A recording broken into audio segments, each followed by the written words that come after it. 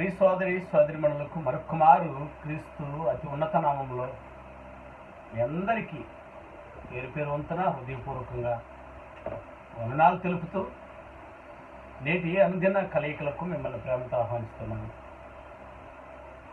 భూమి మీద మనుషులందరినీ బ్రతికినిచ్చిన అర్థం లేకుండా బ్రతుకుది వ్యర్థం కనుక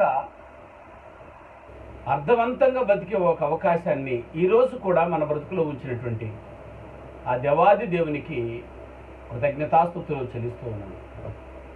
ప్రియ సోదరి సోదరిమణులారా, దేవుడు మనలందరినీ తన కొరకు కలుగజేసుకున్నాడు. ఇది అందరికీ తెలిసిన విషయం. తన కొరకు బ్రతకకపోతే తను ఏమైనా చేసి తన కొరకు బ్రతికేలా చేసుకునే అవకాశం ఒకటి ఉంది. అది మార్పు చెందేవాడు. ఇక వీడు మారడు అని వాడి ఫ్యూచర్ని గుర్తిస్తే ఇంక ఖచ్చితంగా అతన్ని తిరిగి రాని లోకానికి పంపించడం దేవుని శిక్షాస్మృతిలో అది న్యాయం.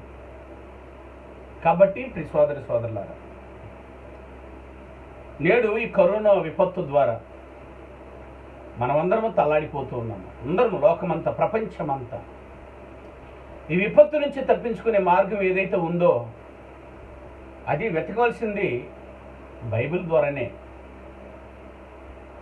ప్రపంచంలో ఉన్న సమస్తాన్ని ఏర్పడుతున్నటువంటి సమస్యలు కానివ్వండి, ఏర్పడుతున్నటువంటి ప్రశ్నలు కానివ్వండి,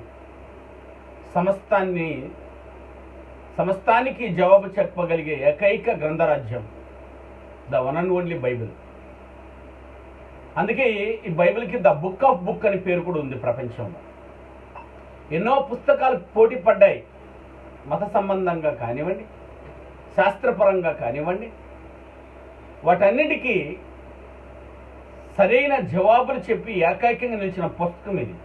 అందుకే ప్రపంచం అంతా కలిసి దానికి ద బుక్ ఆఫ్ బుక్ అని పేరు పెట్టారు. పుస్తకములో కల్లా గొప్ప పుస్తకము, పరిశుద్ధ గ్రంథం. ఇంక దేనికి, ఏ పుస్తకానికి అది తగలేదు ప్రియులను. కాబట్టి అట్టి పుస్తకములో ఈరోజు విపత్తులో బాధపడుతూ ఇబ్బంది పడుతున్నటువంటి వారు ఖచ్చితంగా వాటి విపత్తు నుంచి తప్పించుకోవడానికి సరైన బ్రిడ్జ్, సరైన మార్గమును వేస్తుంది బైబిల్. అందుకే వచ్చిన నాట నుంచి కొన్ని నెలలుగా అద్భుతమైనటువంటి పాఠాలు ఒక్కొక్కటి తీసి ఆలోచిస్తూ ఉంటే నేను చెప్పింది ఇంతే ఉందనుకుంటున్నాను. అంత ఉంది ప్రియమైన వాళ్ళ. ఈ విపత్తు నుంచి తప్పించుకుని అపూర్వమైన మార్గాలు, విపత్తు రావడానికి కారణాన్ని చెప్పాడు. ఆ విపత్తు నుంచి తప్పించుకునే సొల్యూషన్ కూడా ఆయనే చేశాడు కదా. తినవద్దన్న పనును తినవద్దు. మంచి చెడులు జ్ఞానం ఇచ్చే పనులు మీరు తినవద్దని ఆజ్ఞాపించాడు దేవుడు. ఒకరు తింటే వెంటనే దాని నుంచి విరుగుడు. నీ సంతానానికి, స్త్రీ సంతానానికి నేను వైర్యమును కలగజేస్తాను. దాని విరుగుడు మందును కూడా అప్పుడే స్త్రీ సంతానానికి ఇచ్చాడు. ప్రియ సోదరి సోదరులారా అని అన్నప్పుడు, ప్రియులారా, సంహారపు దూతను పంపించేది ఆయనే, రక్షించేది కూడా ఆయనే. చూసారా? గనుక మనము ఏ విధము చేతనైనను మార్పు నొందిపోవాలన్నదే దేవాది దేవునికి కావలసినటువంటి ఏకైక తన గ్రంథరాజ్యం చూపిస్తున్న లక్ష్యం. అవకాశాన్ని ఇస్తాడు దేవుడు నీకు సత్యంత వరకు. చచ్చిపోయే ముందు కూడా, చచ్చిపోయే క్షణాల మధ్య కూడా నువ్వు మార్పు నొందిస్తే ఇట్స్ వండర్ఫుల్. అవునా కదా? అన్ని అవకాశాలు ఇచ్చింది. అందుకే రోజు మనల్ని కాపాడుతున్నాడు దేవుడు. ఇప్పటి వరకు బ్రతికి ఉన్నామంటే దానికి కారణం కూడా అదే. నిన్ను ఏ విధంగానే తప్పించుకోవాలి, కడ వరకు పోరాడమన్నాడు మనల్ని కదా. అపవాది మనల్ని చంపేంత వరకు పోరాడతాడు. వాటి నుంచి విషయాన్ని సాధించుకోవడానికి దేవుడు ఎన్నో సపోర్ట్స్ ఇస్తున్నాడు మనకి. మరణాంతం వరకు నువ్వు గెలవచ్చు. చూసారా? యేసు ప్రభు సిలువలో ఉన్నప్పుడు రైట్ లెఫ్ట్ ఉన్నారు కదా. చూసారా? ఆ అవకాశాన్ని ఇచ్చిన ఒకడు ఉపయోగించుకోకుండా వ్యర్థంగా తిరిగి రాని లోకానికి వెళ్ళిపోయాడు. అవకాశాన్ని సరిగ్గా ఉపయోగించుకున్నాడు. తన బ్రతుకు దినమంతా చూశాడు, తనకిష్టానుసారంగా బ్రతికిపోయాడు. ధనవంతుడికి లాగా, పాపిగా, దొంగగా, సమాజాన్ని దోచుకునేవాడిగా బ్రతికినాను. దేవునికి ఎన్నో దుఃఖాలు తెచ్చిపెట్టినాను. చివర్లా మారిపోయాడు. ఒక 2-3 నిమిషాల్లో, 2-3 గంటల్లో. ఎంత అదృష్టం చెప్పండి. అంత అదృష్టాన్ని దేవుడు మనకు కూడా ఇచ్చాడు. కరోనా ఈ విపత్తును పంపించి అందులో నువ్వు మార్పు చెందిపోతున్నావనంటే వాటి కోరలను పీక్ కూడా నేను తీసుకొచ్చుకుంటున్నాడు దేవుడు. ఇంత దేవాది దేవుడు మనం వెనకున్నాడన్న సత్యాన్ని మనం ఎవ్వరూ మర్చిపోకూడదు. అందుకే ఈ విపత్తు నుంచి తప్పించుకునే మార్గాలను వెతుకుతున్నాం మనం. అసలు విపత్తు ఎందుకు వచ్చిందో చెప్పాను. విపత్తు మాత్రం పోవాలని ప్రార్థించకండి, విపత్తు పోవడానికి మార్గాన్ని గురించి ఆలోచించండి కదా.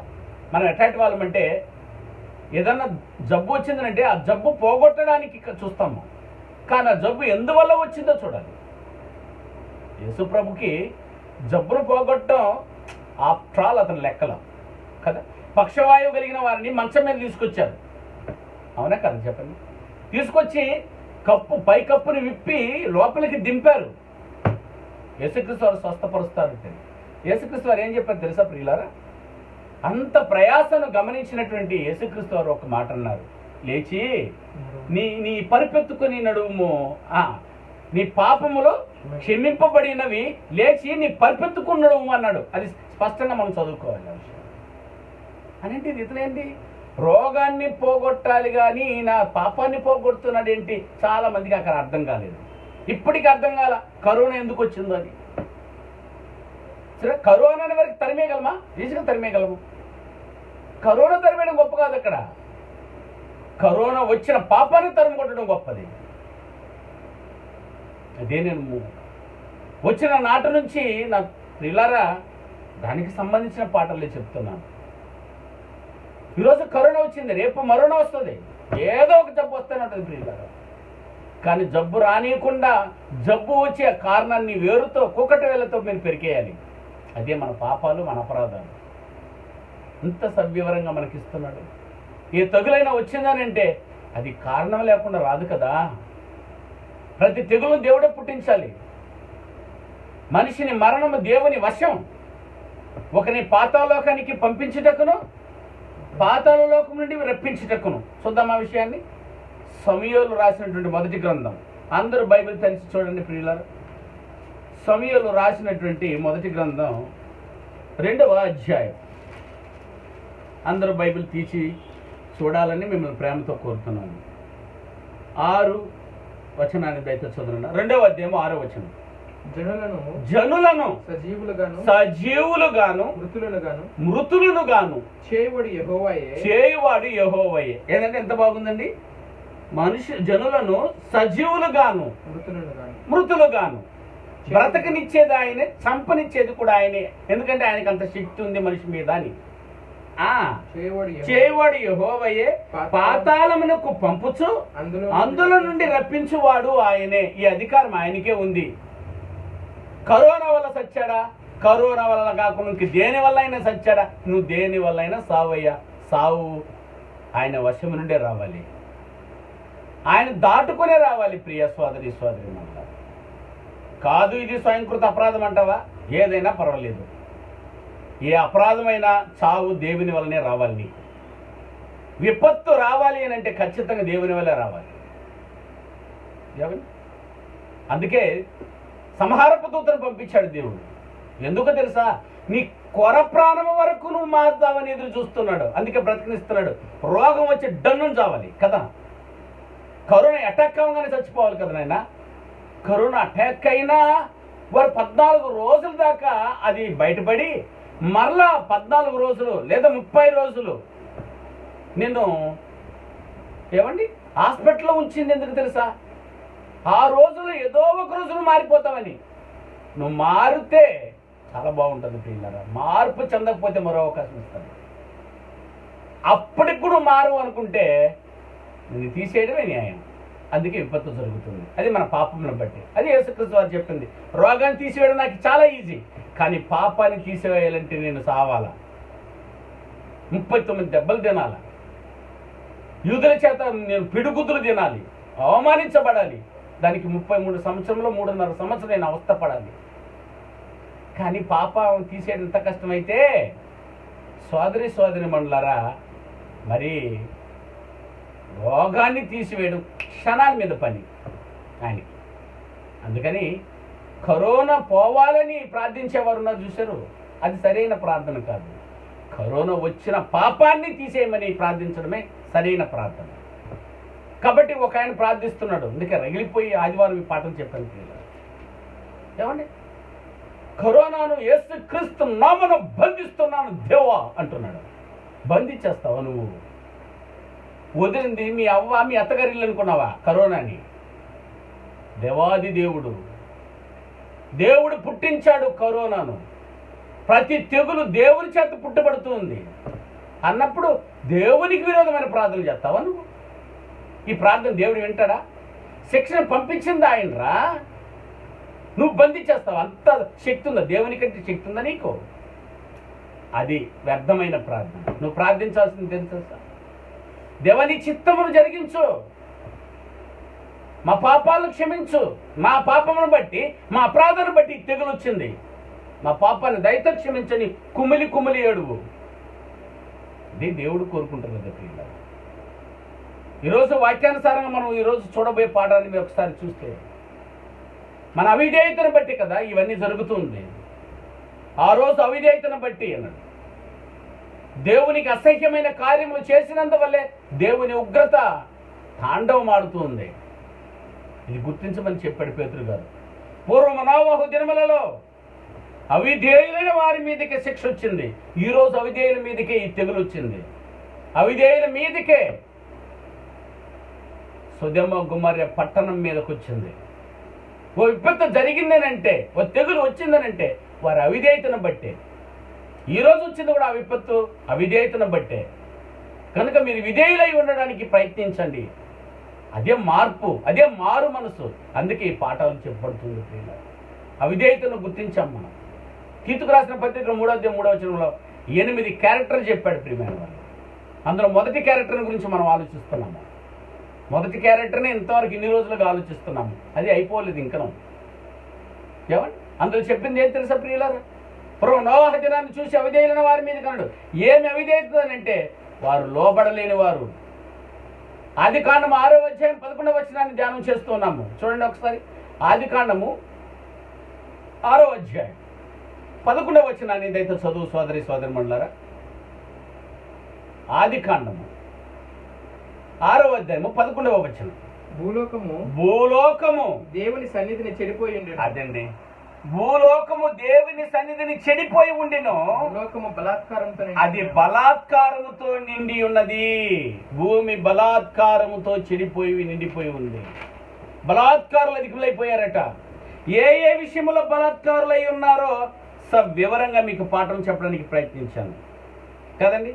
ఏ విషయాల్లో బలాత్కారంతో నిండి ఉందనంటే హేయ కృత్యాలతో బలాత్కారంతో నిండి ఉంది. వివరణ ఇచ్చాను.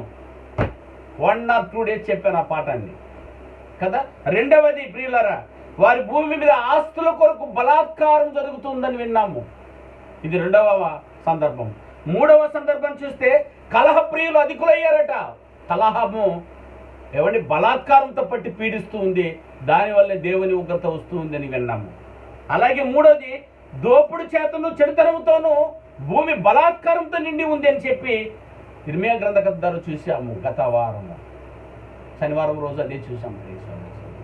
ఈ రోజు మనం ఆలోచించవలసింది, ఆల్రెడీ మీరు ఎక్కడ మర్చిపోతారో ఏమని అనుదిన పాఠాన్ని సోదరుని పెట్టుకొని వసంతని వాటిని టైప్ చేయించి వాట్సాప్లో మీకు ఫేస్బుక్లో ఈరోజు చెప్పే పాఠాన్ని పెట్టాను. ప్రతిరోజు పాఠాన్ని ఏం చెప్పబోతామో మీరు ఏడ మర్చిపోతారని ఆలోచించుకుంటూ వస్తారు. 7:30 కల్లని పాఠాన్ని మరి మీకు వాల్పోస్ట్ కూడా పెట్టాను. ఏంటి ఈరోజు చెప్పాల్సిన పాఠం అంటే, నరహత్యను బట్టి జరిగిన బలాత్కారం ఏది. ఇది 3వ పాయింట్. ఈరోజు మనం పాఠంగా 4వ పాయింట్గా మనం ఈరోజు ఆలోచిస్తున్న పాఠం. ఈరోజు ఆలోచించవలసిన పాఠం కూడా ఈ కరోనా విపత్తు నుంచి తప్పించుకోవాలంటే నరహత్యని బట్టే జరిగే బలాత్కారం నుంచి మనం విడుదల పొందాలట. భూమి బలాత్కారంతో నిండిపోయింది. ఏ విషయంలో? నరహత్యలతో నిండిపోయి ఉందట. నరహత్య అంటే మనందరికీ ఒకటే తెలుసు, నరుని హత్య చేయడం అంటే ఏదైనా సాధారణంగా అందరికీ తెలిసిన మాట ఏది? నరుని హత్య చేయడం అని అంటే కత్తి తీసి పొడి చేయడమో, అవునండి, గొంతు కోసేయడమో, ఏవి రకంగా చంపేయడమో అనుకుంటున్నాం, అంతే కదా. నరుడు అంటే రెండు భాగాల సంగతిని మర్చిపోయాం. నరుడు అంటే రెండు భాగాల యొక్క కలయిక. ఒక భాగము శరీరము, మరో భాగం ఆత్మ. రెండు భాగాలు కలిస్తేనే నరుడు. మానవుడు అంటే శరీరము ప్లస్ ఆత్మ = మానవుడు కదండి. అందులో ఒక భాగాన్ని చెప్పి ఇంకొక భాగాన్ని పక్కన పెట్టేస్తే ఎలా అవుతుంది చెప్పండి? మనుషులందరికీ జ్ఞానం లేదన్నాడు దేవుడు. తానంటే శరీరం అని నమ్మే ఓ వ్యక్తి తానంటే శరీరం కాదు, అది ఒక భాగమే. భూమి మీద బ్రతకడానికి దేవుడు రెండు ఆత్మను శరీరమును కలిపాడు. ఆ రెండు కలిస్తేనే భూమి మీద మనిషిగా ఉంటాం, మనం మానవులు అవుతాం. తీసేస్తే ఆత్మలు అయిపోతాం, తీసేస్తే శవం అయిపోతాం. ఇది గుర్తించండి. ఇప్పుడు నరహత్య అంటే శరీరాన్ని చంపేసేదాని పేరు నరహత్య, లేదా ఆత్మను చంపేసేదే నరహత్య అంటే. ఇప్పుడు నరుడు అంటే ఎవరు? నరుడు అనే పదానికి అసలు అర్థం ఏంటి తెలుసా? దేహములో నివసించు జీవాత్మ అని అర్థం. దేహము మట్టి, ఈ మట్టి దేహంలో నివసించేదే ఆత్మ. ఆడి పేరు నరుడు. మోజస్ అని అంటే నీ దేహం కాదు, ఈ దేహాన్ని నడిపించే యజమాని పేరు ఆ ఆత్మ. అతనికి హత్య జరుగుతుందా? అది దాని నరహత్య అన్నారు. శరీరాన్ని చంపిన నరహత్యే. కానీ ఇక్కడ లేఖనానుసారంగా మనం వింటే నరహత్యలు జరుగుతున్నాయి. బలాత్కారులు అయిపోయారట. దేహాన్నైనా ఆత్మనైనా రెండు చంపేవానికి అసలు భయపడరు, దేహాన్ని చంపేవానికే భయపడుతూ ఉన్నారట. మరి ఆత్మను చంపేవానికి, నిజమైన నరుని చంపేవానికి చూడాలి కదా. నిజమైన ఆత్మను చంపేస్తున్నాడు అపవాది. వాడికి జీవం రావనీయకుండా, వాడి ఆత్మను బ్రతకనీయకుండా. వాడి ఆత్మ బ్రతుకునే జీవం కావాలి. జీవం ఎందులో ఉందంటే వాక్యంలో ఉంది. వాక్యాన్ని విననీయకుండానే చేస్తే చాలు, వాడు నరహత్యకుడే. ఇక్కడ లేఖనానుసారంగా శరీరము ప్లస్ ఆత్మను రెండింటినీ చంపేసే కార్యక్రమము భూమి మీద బలాత్కారంతో నిండిపోయింది. అందుకే ఖచ్చితంగా తెగులు ప్రారంభమైంది అన్నది దేవుడు. దీనికి ఉదాహరణతో పాత నిబంధనలు ఉన్న వారికి జరిగి దుష్టాంతములుగా యుగాంతమందున మనకు బుద్ధి కలుగుట వరకు దేవుడు ప్రతి సందర్భాన్ని రాసి చూపించాడు. వాళ్ళకి జరిగితే మనకు జరిగినట్టు. సో బలాత్కారంతో ఎలా నిండి ఉందో ఒక్కసారి పాత నిబంధనలో జరిగిన సందర్భాలను ఒక్కసారి చూద్దామా ప్రియులారా? అద్భుతమైన లెసన్ ఇది. యాక్చువల్లీ మీరు వినే పాఠాలు, పాస్టర్లు వినగలిగే పాఠాలు. హబక్కూకు గ్రంథ వివరణలో ఉంది ఈ వివరణ. ఈరోజు దాన్ని మీకు మరి పూర్తిగా చెప్పలేం, కానీ మీకు అర్థమయ్యేంత వరకు బలాత్కారంతో నిండిన ఈ సందర్భాన్ని హబక్కూకు గ్రంథం నుంచి ఎత్తి చూపిస్తాం ప్రియులారా. ఒకసారి హబక్కూకు గ్రంథం ఏడంలో వెతుక్కుంటారా? పాత నిబంధనలు ఒకసారి వెళ్ళండి. హబక్కూకు గ్రంథం, అందరు బైబిల్ తెరవండి ప్రియులారా. హబక్కూకు గ్రంథంలో వెళ్ళి చూద్దాం ప్రియులారా. ఈ హబక్కూకు గ్రంథాన్ని రాసినటువంటి గ్రంథకర్త హబక్కూకే. కానీ ఈయన రాసింది ఎవరి కోసం అని అంటే యోధా కొరకు రాశాడు. తెలుసు కదా, యాకోబుకు పుట్టినటువంటి వారిలో 12 గోత్రాలు తెలుసు కదా. ఒక్కొక్క గోత్రము, ఒక్కొక్క వ్యక్తి ఒక్కొక్క గోత్రంగా మారిపోయాడు. అందులో యోధాకు రాశాడు. యోధా ఆనాటికి మరణము సంభవించిపోతుంది, తెలుసు కదా ప్రియులారా. ఆ పరిస్థితుల్లో ఉన్నప్పుడు ఆయన మరణపు స్థితి సంభవిస్తూ ఉండగానే అప్పుడు హబక్కూకు ప్రవక్తగా మారి, ప్రవక్తకు రూపుదిద్దుకొని దేవోక్తుతో మరి జరగబోయే భవిష్యత్తును ఆ రోజు యోధాకు తెలియజేశాడు.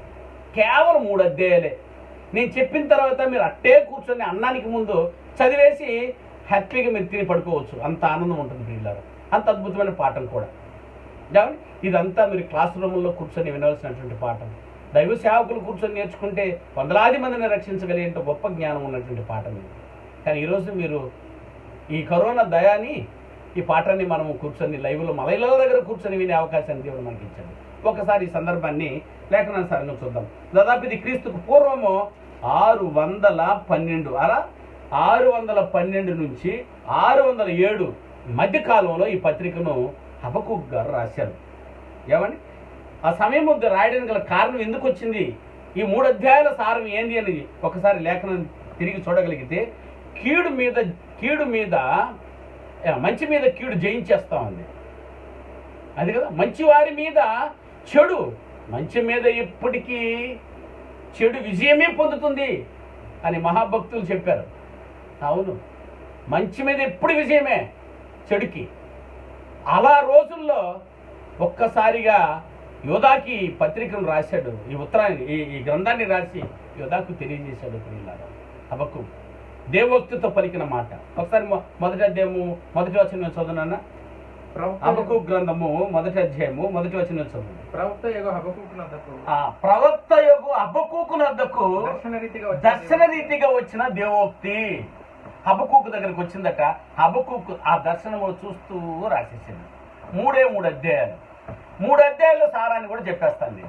2 అధ్యాయాలలో ఈ బలాత్కారం చేస్తున్న పని ఉంది. 3వ అధ్యాయంలో దేవుని శిక్ష తగిలింది. అంతే. 3 అధ్యాయాల సారాన్ని ఒక ముక్కలో చెప్పేశాను మీకు. మీరు చదువుకుంటే అలాగే చదువుకుంటే మీకు కూడా అర్థమవుతాయి. కాబట్టి దయచేసి నేను చెప్పిన దాన్ని దయతో పాటించండి. అన్నానికి ముందు చదివేసి ఎంతసేపు తిన్నా 9 గంటలకు తింటున్నారు అన్నం. తినేసి కూడా చదువుకో హ్యాపీగా. ఎప్పుడైనా చదివేయి, మొత్తం రాత్రికి చదివేసేయి. నేను చెప్పిన పాఠం అంతా నీకు గుర్తుండేలా ఉంటుంది. నేను కేవలము 3 అధ్యాయాన్ని వివరించాలంటే కనీసం నాకు ఒక 3 వారాలను ఇవ్వాలి మీరు. కానీ అదంతా చుట్టి మీకు అట సారంగా పిండెత్తున్నాను కనుక జాగ్రత్తగా విని మీరు చదవడానికి ప్రయత్నించండి. ఏమంటే 2 అధ్యాయాలలో విరుచుకు పడుతున్నటువంటి బలాత్కారులను బట్టి రాయబడింది. ఆ బలాత్కారుల మీద 3వ అధ్యాయము పూర్తిగా మీరు చూడగలిగితే దేవుని యొక్క ఉగ్రత, దేవుని కోపం రగులుకుంటుంది. నాకు ఉన్న ఈ సమయంలో ఇప్పటికే 8 అయిపోయింది. ఇంక 15 నిమిషాల్లో నేను ఏం వివరించాలి ఒకసారి ఆలోచించండి. ఆ 15 నిమిషాలు వివరించగలిగినంత వరకు వివరించి వీలైతే రేపు మిగిలి ఉంటే రేపు కూడా మీకు చెప్పడానికి ప్రయత్నిస్తాను. కాబట్టి మనసు పెట్టి నాతో వింటూ రండి. 1 ఏం జరిగిందో ఒకసారి చూద్దాం. యోధా మరణము ద్వారాను యోధాకు మరణం సమీపించుచుండగా ఆ కాల పరిస్థితిలో హబక్కూకు ప్రవక్తగా మారాడు, లేచాడు. హబక్కూకు ద్వారా మరలా మారు మనసు పిలుపునిచ్చు ప్రజలందరికీ ఈ వర్తమానాన్ని హబక్కూకు ద్వారా పంపించాడు. ఏంటి అనంటే ప్రియులారా, యోధా మరణము సంభవిస్తుండగా ప్రవక్తను దింపాడు దేవుడు. హబక్కూకుని దింపి మరలా చెప్పుచూ ఉన్నాను నేను, మీరు మారు మనసు పొందండి. పొందలేదా 3వ అధ్యాయం చూడాల్సి వస్తుంది మీరు. అదండి పత్రిక యొక్క వివరణ. మరలా మీరు మార్పు నొందండి, మార్పు నొందట కొరకే నేను ఈ పత్రికను పంపిస్తున్నానని చెప్పాడు. అప్పటికి ప్రజల పరిస్థితి ఎలా ఉంది? మారు అంటున్నారంటే వాళ్ళ పరిస్థితి ఎలా ఉండదు? మారిన వాళ్ళని మారు అంటారా ఎవరైనా? తాగిన వాడిని ఓ తాగుబోతా అంటారా? తాగేవాడినే తాగొద్దు మారు అంటాము. తప్పు చేసేవాడినే మారు అంటాము. ఈ గ్రంథం ద్వారా హబక్కూకు చెప్తున్నాడు, మారు మీరు మారు మనసు పొందడానికి నేను చెప్తున్నానంటే చూసారా ప్రియులారా, అప్పటికి వారి పరిస్థితి ఎలాగుందో అది మనకు తెలియాలి కదా. వారి పరిస్థితి ఎలాగుందో ఒక్కసారి చదువునన్నా. వారి పరిస్థితిని వివరిస్తూ 1వ అధ్యాయం హబక్కూకు గ్రంథం 1వ అధ్యాయం, వేరే రెఫరెన్స్ దగ్గరికి వెళ్ళట్లేదు నేను. హబక్కూకు గ్రంథంలో ఉన్న సందర్భాన్ని, బలాత్కారులు నరహంతకులు ఏ విధంగా బలాత్కారంతో భూమితో నిండిపోయి ఉన్నారో అది మీకు వివరిస్తూ ఉన్నాను. ఈ రోజు ఆ పరిస్థితులు మన కంటి ఎదురు కనబడుతుందో లేదో ఒక్కసారి వాళ్ళకి జరిగిన సంఘటన చూసి వద్దాము. యుగాంతమంది మనకు బుద్ధి కలగడానికి ఆ రోజు రేసిన ఈ రోజు కరెక్ట్గా ఉందో లేదో చూద్దాం. ఓకేనండి. 1వ అధ్యాయము 2వ వచనం నుంచి నిదానంగా 4వ వచనం వరకు చదువునా. అప్పటికి ఏనండి ఈ గ్రంథాన్ని రాసే సమయానికి అప్పుడున్న పరిస్థితి, యోధా మరణించబోయే సమయానికల్లా అప్పుడు ఉన్నటువంటి పరిస్థితులు, వివిధ వారు ఇశ్రాయేలీయుల మీద, యూదా గోత్రం మీద, యూదుల మీద వారు ఏదంటే ప్రయత్నం చేస్తున్నారో వివరిస్తున్నాడు. చదువునన్నా. యెహోవా నేను మొరపెట్టినను నీవెన్నాళ్ళు ఆలకింపక ఎందువు? బలాత్కారము జరుగుతున్నది. 1వ వచనం 2వ వచనంలో చెప్పేస్తున్నాండి. భూమి బలాత్కారంతో నిండి ఉన్నది. ఇదిగో చెప్తున్నాడు చూసారా, బలాత్కారము జరుగుతున్నది. ఈ అన్నాళ్ళ వరకు నా ప్రార్థన ఆలకించకుండా ఉన్నావు. నేను నీకు మొరపెట్టినను నీవు రక్షింపక ఉన్నావు. నన్నెందుకు దోషము చూడనిచ్చుచున్నావు? బాధ నీవేళ ఊరకే చూచుచున్నావు. నా బాధను నువ్వు ఇంకా ఊరకనే ఎందుకు చూచుచున్నావు? ఎక్కడ చూచినను నాశనమును బలాత్కారమునే అగుపడుచూ ఉన్నవి. అదండి పరిస్థితి. బలాత్కారంతో నిండిపోయినది. పేతురు గారు ఎప్పుడు రాశారు ఈ మాటలు చూశారు? బలాత్కారంతో నిండిపోయింది భూమి. బలాత్కారులు ఉన్నారట. ఉందా? రోజు బలాత్కారం ఉందా లేదా? ఫ్రీగా ఓ మంచోడు బతుకుతున్నాడా? ఓ అమాయకుడు ఇప్పుడు బతుకుపోగలడా? తొక్కేస్తారు బలాత్కారం. ఏది ఒక ₹1,00,00,000 జేబులో పెట్టుకుని, లేదా బైక్లో పెట్టుకుని, లేదా కారులో పెట్టుకుని అందరికి చెప్పుకుంటూ పో, నా దగ్గర ₹1,00,00,000 ఉంది, నా దగ్గర ₹1,00,00,000 అనేట, పోయేసి మళ్ళీ క్లోజ్ చేసి చూద్దాం. బలాత్కారులు ఆ డబ్బుల కొరకు నిన్ను వెంబడించి నిన్ను చంపి మట్టి కరిపించడం న్యాయం? ఏడు బలాత్కారం బట్టి ఆ రోజు అది జరిగితూ ఉందట, ఈ రోజు అది జరుగుతూ ఉందో లేదో నేను చూసుకోమని చెప్తున్న పత్రిక ఇది. గ్రంథం. ఆనాటికి మరి ఆ లెక్కలో మనం అలాగా ఆలోచించాలి ప్రియులారా. దేవుడు రాశాడు యోధా మరి హబక్కూకు ద్వారా. మరి పత్రిక కూడా చూడొద్దు దాన్ని, ఆ కోణంలో చూడు ఒకసారి. ఏమని రాశాడు హబక్కూకి? ఎన్నాళ్ళ వరకు ఈ బలవంతులను వదిలిపెట్టున్నావు? ఎన్నాళ్ళ వరకునైనా ఈ బలాత్కారం చూస్తూ ఉన్నాము. మనం కూడా చూస్తుంటాం, ఎగిరి పడుతుంటారు. మనకంటే కొంచెం బలం ఉంది. బలం అంటే ధనం ఉండొచ్చు, శక్తి ఉండొచ్చు, జ్ఞానం ఉండొచ్చు. చూసారా, బలవంతులే బలహీనల మీద పడి ఏడుస్తుంది. ఈరోజు కోట్ల రూపాయలు కుంభకోణాలు జరుగుతున్నాయంటే వాడు బలవంతుడు. దేంట్లో? జ్ఞానంలో. వాడి జ్ఞానంలో చిట్టి వేస్తాడు. వాడి జ్ఞానంలో ఏ విధంగానే అమర్చేస్తాడు. మనీ పాలసీ వచ్చింది కదా ప్రియులారా. ఈ మనీ పాలసీ వచ్చే వాళ్ళందరూ ఎవరంటే బలవంతులే. దేంట్లో బలవంతులు అంటే జ్ఞానంలో బలవంతులు. వారి జ్ఞానం చేత మనల్ని తల్లడలు చేస్తారు. అందరూ తెలియకుండా కట్టేసేలా చేస్తారు. ఏంటండి, get one by one, by one get one. ఒకటి కొనండి ఇంకొకటి ఉచితం అంటుంది. కానీ రేటు మాత్రము చెప్పండి. ఒక చీర కొంటే 200 అనుకుందాం, 2 చీరలు అంతా 400. కానీ ఒకటి కొనంటే ఒకటి ఫ్రీ అంటాడు, కానీ చీర అంతా 400. ఏదండి ఇది? బలం, జ్ఞానం అనే బలం. అలాంటి వారు అధికులైపోయారా లేరా? ఈ రోజులో అలాగే ఉందా లేదా? హబక్కూకు దినాల్లో అలాగే ఉంది, యూదా రోజుల్లో అలాగే ఉంది, ఈ రోజు కూడా అలాగే ఉంది. బలాత్కారులు నిండిపోయి ఉన్నారు. అది ఆయనే చెప్తున్నాడు. చూస్తారా పిల్లలు? ఏమండి, బలాత్కారులు ఏమైందట ఆయన? బలాత్కారం జరుగుతున్నదని నేను నీకు మొరపెట్టినను, నువ్వు ఇంకా రక్షింపక ఉన్నావు. నన్నెందుకు దోషము చూడనిచ్చుచున్నావు? ఈ దోషాన్ని, ఈ పాపాన్ని, ఈ అతిక్రమమును, ఈ మారిన వారిని, ఈ బలాత్కారం నన్ను ఇంకా ఎందుకయ్యా చూడనిస్తున్నావు అని గుద్దుకుంటున్నాడు ప్రియులు. అని ఏమంటున్నాను ఆయన? బాధ నీవేళ ఊరకే చూచుచున్నావు, ఎక్కడ చూసిన నాశనమును బలాత్కారముని అగ్గుపడుతున్నవి. ఇప్పుడు కూడా ఎక్కడ చూసిన బలాత్కారము నాశనమే కనబడుతూ ఉన్నది. కనబడుతుందా లేదా మీరే చెప్పండి. ఒక అమ్మాయి ఏదో ఉద్యోగం చేస్తూ ఫ్రెండ్ చూడడానికి ఎక్కడికి వెళ్ళింది. స్కూటీ ఆడ పెట్టిపోయింది. బలాత్కారులు 3 చూసారా, కామ పిచాసులు బలాత్కారంతో తీసుకువెళ్ళి చంపి మట్టి కరిపించేశారు. బలం ఉందనే కదా, అంతే కదా. అదే ఒక మగాడిని చంపినగలరా? బలం కలిగిన వాడిని చంపినగలరా? నో. బలహీనులు బలవంతుల మీద విజయం సాధిస్తూ ఉన్నారు. జ్ఞానం కావచ్చు, సమయం కావచ్చు, ఏమండి ధనము కావచ్చు, ఆస్తి కావచ్చు, ఎందులోనైనా నువ్వు బలవంతుడై ఉన్నావో ఆ బలాన్ని ఇంకా రెక్టిఫై చేసుకోవడానికి ఇతరుల ప్రాణాన్ని పిండేస్తున్నావు. బలాత్కారం నిండిపోతూ ఉంది. అది ఆ రోజు అగ్గుపడుతుంది, ఈ రోజు కూడా అది అగ్గిపడుతూ ఉంది. జగడమును కలహమును రేగుచున్నవి. బలాత్కారులు ఏం చేస్తారంట ఆయన? బలాత్కారులు ఏం చేస్తారట? జగడమును కలహమును రేగుచూ ఉన్నవి. అందువలన ధర్మశాస్త్రం నిరర్ధకమాయను. ఇందును బట్టే ఏమైపోయిందండి? ధర్మశాస్త్రము నిరర్ధకమాయను. ధర్మశాస్త్రం ఏం చెప్తుంది? ధర్మశాస్త్రం ఆనాడు ఏం చెప్పింది? కంటికి కన్ను, పంటికి పన్ను చేయవద్దు అని అంటే దాన్ని లెక్క చేయలేదట. చేయవద్దన్న దాన్ని చేయకుండా ఉంటే ఎంత బాగుండు చూడు. ధర్మశాస్త్రమును గౌరవించిన వారై ఉంటారు, కానీ ధర్మశాస్త్రాన్ని ఫాలో చేయని వారందరూ నిరర్ధకం చేసేసారంటే అది చెప్తే మనం ఏం చేసేది? అందుకే మరి ఇంకేం చేయాలైనా? మనిషి చెప్పినా వినడు, పోలీసులు చెప్పినా వినడు, అధికారులు చెప్పినా వినడు, మంత్రి చెప్పినా వినడు. మరి వీడిని ఏం చేయాలి మీరు చెప్పండి? అంటే ప్రధానమంత్రి చెప్పిన కూడా వినవా? ప్రధానమంత్రి చెప్పినా వింటవలా, ముఖ్యమంత్రులు చెప్తున్నా వింటవలా, కలెక్టర్లు చెప్తున్నా వింటవలా, ఎమ్మెల్యే చెప్తున్నా వింటవలా, ప్రెసిడెంట్ చెప్పినా వింటవలా, వార్డు ఎవరినైనా వాళ్ళు వాలంటీర్లు చెప్పినా కూడా వింటవలా. మరి ఇలాంటి వారిని మీరు ఏం చేయాలి? మీరు ఏం చేస్తారు? మీరు చెప్పండి ఇప్పుడు. మరి ఆయన చేసేది న్యాయమా కాదా? మీరు చెప్పండి. బలాత్కారం చూపిస్తున్న 2-3 అధ్యాయాల్లో, మొదటి 2 అధ్యాయాలలో ఎలాగూ బలాత్కారం జరుగుతున్నదో ఇంపార్టెంట్ విషయాలను మాత్రమే మీకు ఎత్తి చూపిస్తున్నాము.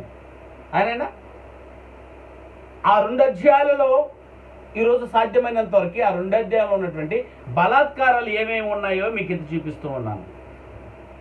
బలాత్కారము ఎలా నిండిపోయి ఉందో చూసిన తర్వాత దాని మీద దేవునికి తీర్పు ఎలాగుంటుందో ఇలా 2 భాగాలుగా ఆలోచించి 3 అధ్యాయాలను చూస్తే చాలు. అర్థమవుతుందా ప్రియులారా? చూడండి, అందుకని ఏమన్నాడు ఆయన? హబక్కూకు గ్రంథం 2వ అధ్యాయము 17వ వచనం చూడండి. ఎలాంటి బలాత్కారంతో వాళ్ళు గొడవలాడుతున్నారట? ఎందుకు? ఏ బలాత్కారం చేత ఆ రోజు నిండిపోయి ఉందో 2వ అధ్యాయం 17వ వచనంలో జవాబు చెప్పాడు. అంటే మీరు 2 అధ్యాయాలు చదువుకుంటూ పోతే అక్కడ 17వ వచనంలో ఈ జవాబు దొరుకుతుంది మీకు.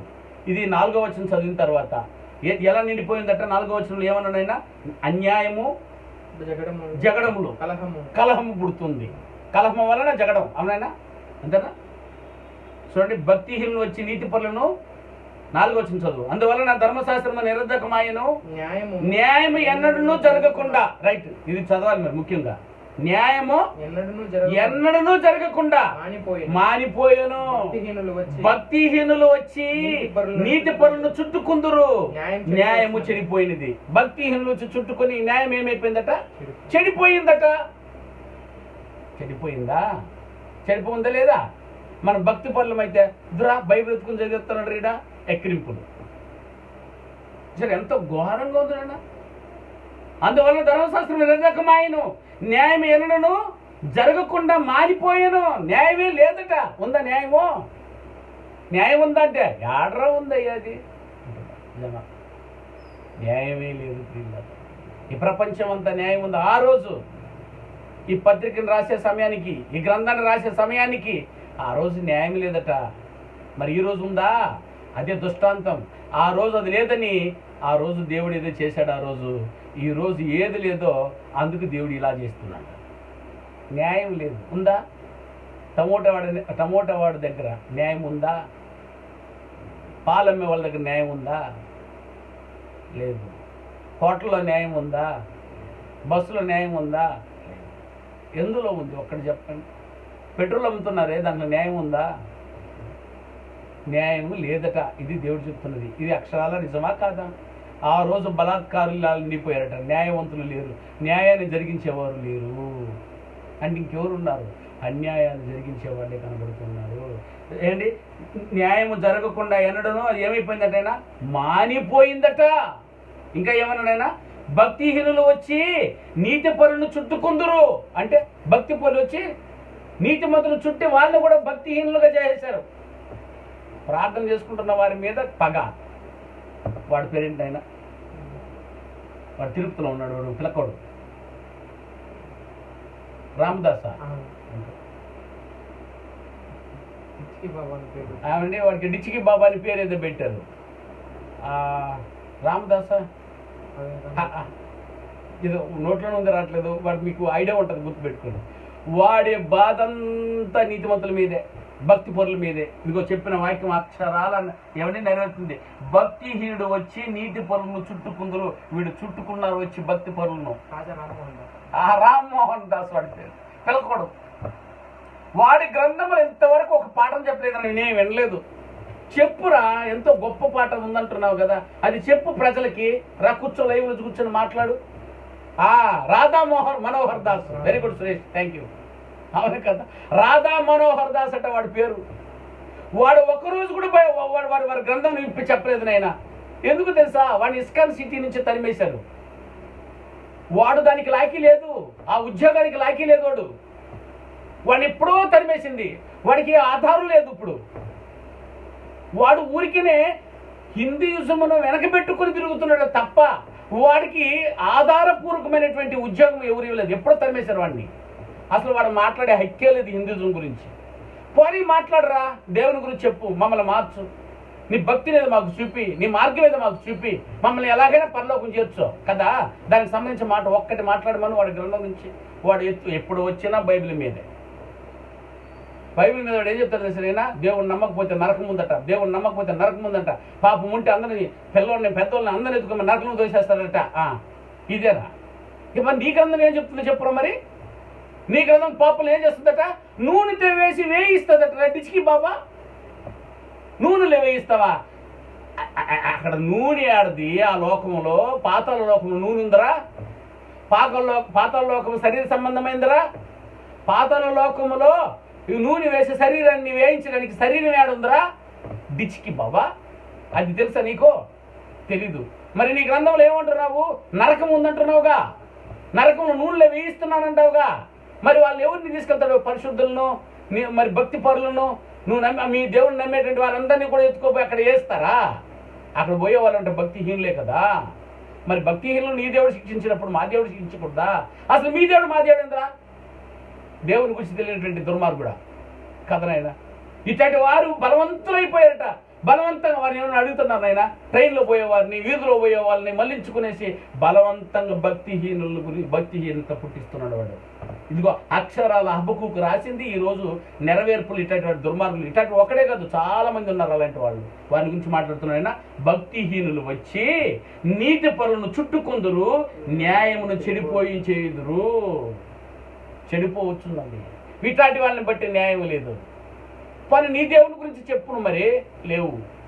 మా దేవుని గురించి చెప్పలేవు, నువ్వు చెప్పవు. తప్పు కదా నా సోదరి మండలం. ఆ బలాత్కారముతో ఆ రోజులు నిండి ఉంది. ఇంకా ఆలోచిద్దాం ప్రేమలు. అద్భుతమైనటువంటి మాటలు 6వ అధ్యాయం నుంచి 2వ భాగం చూద్దాం.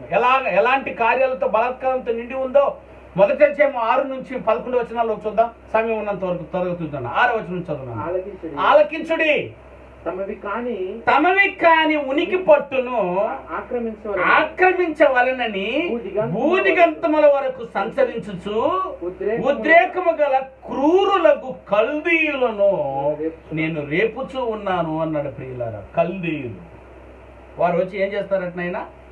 తమవి కాని ఉనికి పట్టును అక్రమముగా స్వాధీనపరుచుకుంటారట. తంది కాదు, ఎవరో పాపం కష్టంతో ఆక్రమించుకుని బ్రతుకుతున్న దానిని చాలా మంది బలాత్కారులు పోయి ఏం చేస్తానైనా ఇది మాదని ఆక్రమించుకుంటున్నారు.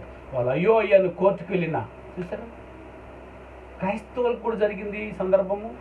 ఎవరో అక్కడ చర్చి బిల్డింగ్ ఆవరణంలో ఉండదాన్నంతా ఆక్రమించుకున్నాడు ఒకడు. పోయి చాలామంది స్ట్రైక్లు కూడా చేశారు ఆ ప్రాంతం అంతా. ఐ థింక్ ఈస్ట్ గోదావరి సైడ్లో ఉన్నటువంటి పరిస్థితులు చూసారా? ఈరోజు ఎవరైనా ఏమారిన వాడు ఒకడు ఉండి వాడికి 10 ఎకరాలు ఉంటే అయిపోయింది ఆ పరిస్థితి. వాడు పోయి బలాత్కారంగా వారి మీద పడి ఏం చేస్తున్నట్టయినా ఆక్రమించుకుని బూదిగంతం వరకు సంచరించు ఉద్రేకంగా ఉన్నారు. అలాంటి బలాత్కారులు నిండిపోయి ఉన్నారు అన్నాడు. 7వ వచనం చదువునా? వారు ఘోరమైన భీకర జనముగా ఉన్నారు. వారి ప్రభుత్వమును విధులను తమ ఇచ్చించినట్లుగా ఏర్పరచుకుందరు. ఆ రోజు చూసారా? తమకు నచ్చిన ప్రభుత్వాన్ని ఏర్పాటు చేసుకుంటారట. అంటే తమకు నచ్చిన ప్రభుత్వం వస్తే తమ ఇష్టాలు నెరవేరుస్తారు. ఇప్పుడు అంతా ఏం చేస్తున్నారు తెలుసునైనా? అందరూ ఇప్పుడు ప్రభుత్వం మీద కొంతమంది విరుచుకుపడుతున్నారు. ఎవర్రా వీళ్ళనంటే తాగుబోతు వాళ్ళందరూ ఇప్పుడు ఏమైపోయారంటే యాంటీ అయిపోయారు. ఎందుకని? మన ముఖ్యమంత్రి గారు ఏం చేశారటనైనా సంపూర్ణ నిషేధం, మద్య నిషేధం చేశారు. ఇది మందు బాబులకు ఇది నచ్చట్లేదు. స్త్రీలేమో మాకు నచ్చింది అని ఓటేశారు. ఇప్పుడు వీళ్ళేమంటున్నారు అంటే ఇంకొకసారి నీకు ఓటేయమో అంటున్నారు.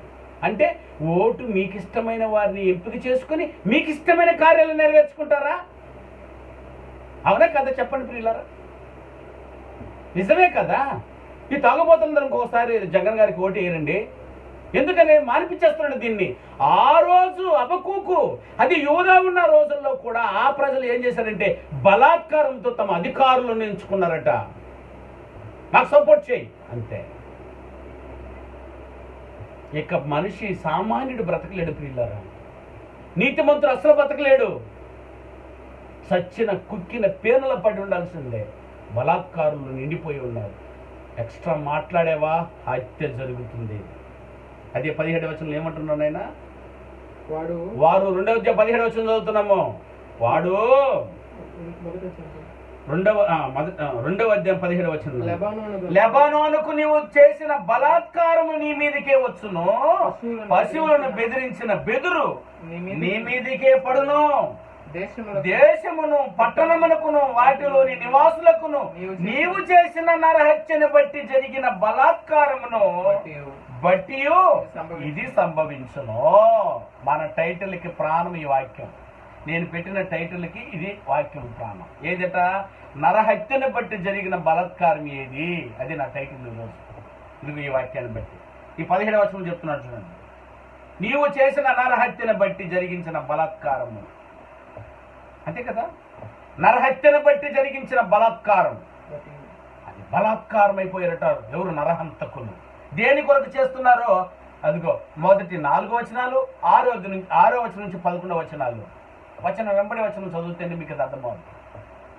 అందుకే టైం కూడా అయిపోతుంది. ఆలోచించండి, రేపు ఆలోచిద్దాం పిల్లలు ఇంకా స్పష్టంగా. మీరు చదువుకుని వచ్చేస్తారుగా 3 అధ్యాయులు ఈరోజు చదివేస్తారు, చెప్పడానికి ఇంకా నాకు ఈజీ అవుతుంది.